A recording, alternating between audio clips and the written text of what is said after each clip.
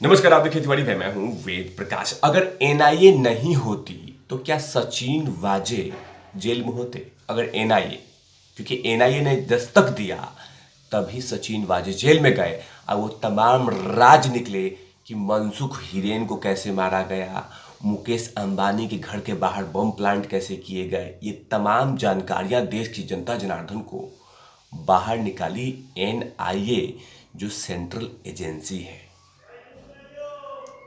इसी एजेंसी के जांच में ये पता चला कि ये खूंखार ऑफिसर है। ये ऑफिसर नहीं है, ये टिंग टोंग मुंबई पुलिस नहीं है, ये खूंखार ऑफिसर है।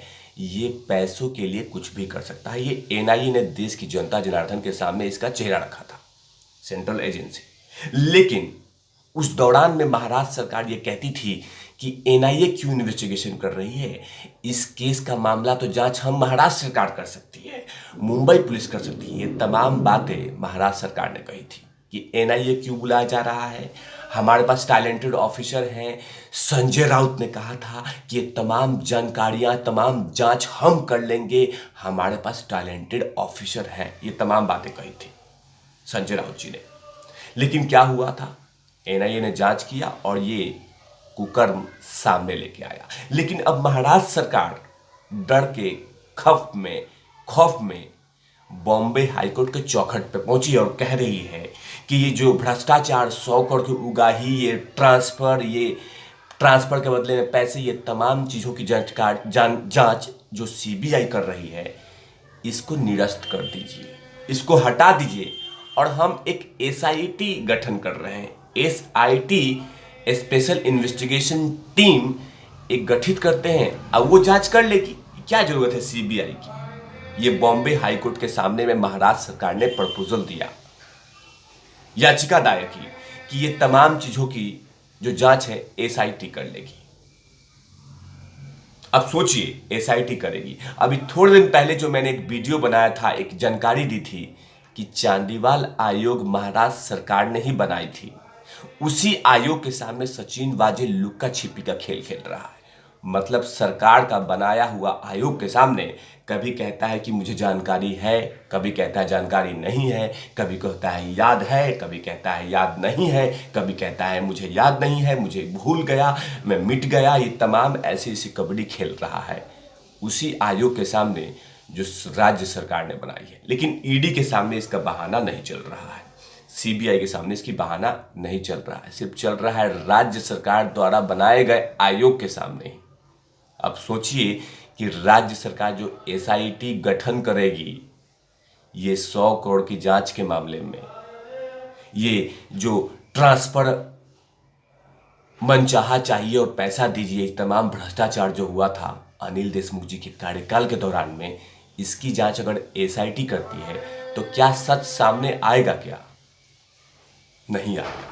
लेकिन हां, महाराष्ट्र सरकार कहीं ना कहीं खौफ में, डर में है और इसीलिए बॉम्बे हाईकोर्ट के चौखट तक पहुंचती है और कहती है कि हमें ये जांच नहीं चाहिए, ये सीबीआई का जांच मत करवाइए, हम एक खुद ही एसआईटी गठन कर लेंगे और ये तमाम जानकारियां देश की जनता जनार्दन को देंगे। लेकिन बॉम्बे हाईकोर्ट ने जो फटकार दिया, जो बॉम्बे हाईकोर्ट ने आईना दिखाया सरकार को, वो कहीं ना कहीं सुनने लायक है।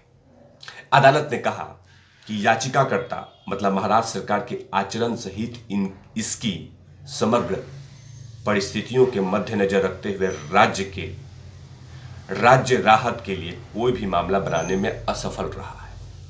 अदालत ने आगे कहा कि सीबीआई जांच वापस लेने और एसआईटी गठित करने का कोई मामला नहीं बनता है। मतलब कि सीबीआई की जांच पीछे नहीं होगी और एसआईटी गठित नहीं करना है। यह राज्य सरकार को चेतावनी दिया बॉम्बे हाईकोर्ट ने। हालांकि अदालत ने कहा कि राज्य के आचरण के बारे में उसकी टिप्पणियां को राज्य सरकार के आचरण और सामान्य व्यवहार में उसकी सदस्यता के रूप में नहीं देखा जाना चाहिए, बल्कि यह मामले में एक पक्षकार के संबंध में देखा जाना चाहिए। मतलब कि आप लोग इसको गलत तरीके से मत लीजिएगा, हमने सिर्फ जो कहना था वही कहा है, इसके बारे में ज़्यादा सोचने की बात नहीं है। मतलब कहीं ना कहीं राज्य सरकार को बॉम्बे हाईकोर्ट ने कहा है कि ना कि एसआईटी गठन करना है, जो सीबीआई जांच कर रही है करने दीजिए, इसमें कोई बड़ी बात नहीं है, क्योंकि यही है सरकार जो कही थी कि हमारे डीजीपी और उस समय के तत्कालीन जो चीफ सेक्रेटरी थे उनको समन मत दीजिए, उनसे पूछताछ मत कीजिए, उनकी जानकारी मत निकालिए। ये तमाम बातें महाराष्ट्र सरकार ही कही थी कि इनसे पूछताछ मत कीजिएगा, क्योंकि अभी के जो संजय पांडे जी हैं डीजीपी महाराष्ट्र के, उनसे पूछताछ नहीं होना चाहिए, उनके खिलाफ समन मत देना चाहिए, उनको बुलाहट मत कीजिए, उनसे बातचीत मत कीजिए। ये तमाम बातें कही थी, लेकिन क्या हुआ, बॉम्बे हाई कोर्ट ने, सुप्रीम कोर्ट ने निरस्त कर दिया और जो इन्वेस्टिगेशन चल रही है वो चलता रहेगा। महाराष्ट्र सरकार कहीं ना कहीं इस डर के माहौल में है कि अगर सीबीआई तरीके से जांच करती है तो बहुत सारी बातें बाहर निकलेगी, बहुत सारी चीजें बाहर निकलेगी। इसीलिए राज्य सरकार चाहती है कि इन तमाम चीजों की जानकारी, इन तमाम चीजों की जांच सीबीआई नहीं करके एसआईटी करे, क्या कि अपने अकॉर्डिंग कुछ ना कुछ बन जाए और ये कह दिया जाए लास्ट में कि नथिंग गेट फाउंड, कुछ भी नहीं मिला था, ये सब कुछ काल्पनिक थी, ये तमाम चीजें मनगढ़ंत थी, तमाम चीजें ऐसे ही बोल दिया गया था, ये लास्ट में यही खबर आएगी। लेकिन मैंने स्टार्टिंग में ही कहा था कि एनआईए अगर नहीं आती, एनआईए दस्तक नहीं देती, तो मुंबई में स्थित एंटीलिया मामले की जांच जो कर रही है वो सामने सच नहीं आता, देश की जनता जनार्दन के सामने ये नहीं आता कि ये तमाम चीजें कैसे हुआ था, ये किसके लिए कर रहा था। क्योंकि जब एनआईए ने जांच शुरू किया, सचिन वाजे का इलाज किया, टॉर्चर किया, डोज दिया, उसके बाद उन्होंने बोलना शुरू कर दिया कि हमने ऐसे बम रखे थे, हमने यहाँ से बम मंगाए थे, हमने अपने दोस्त को ऐसे मारा था, मनसुख हिरेन, हमने ऐसे मारा था, उसका स्कॉर्पियो लिया था, उसको ऐसे दबाया था, उसको ऐसे खत्म किया। ये तमाम कहानी एनआईए ने देश की जनता जनार्दन के सामने रख दिया और सचिन वाजे वे फिलहाल जेल की चक्की पीस रहे हैं। लेकिन अगर एसआईटी करती या कोई नई ऑफिसर करते तो इसके कुकर्म पे पर्दा डाल दिया जाता, इसके पाप पे पर्दा डाल जाता और वो सच कभी सामने नहीं आता। इसीलिए इन्वेस्टिगेशन टीम जो खासकर एनआईए ने किया था वो तमाम चीजें डिटेलिंग में देश की जनता जनार्दन के सामने रखा और इस भ्रष्टाचार पुलिस ऑफिसर का अंत हुआ।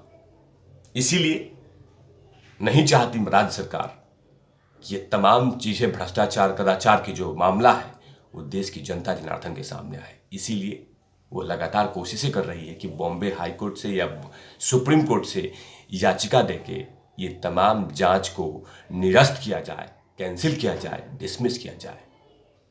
लेकिन सरकार औंधे मुंह गिरी और कोर्ट ने जो जवाब दिया वो कहीं ना कहीं बड़ा आईना दिखाना था। तब तक के लिए आप देखते रहिए तिवारी भैया, मैं हूं वेद प्रकाश, कैमरा मैन ध्रुव लाठी के साथ।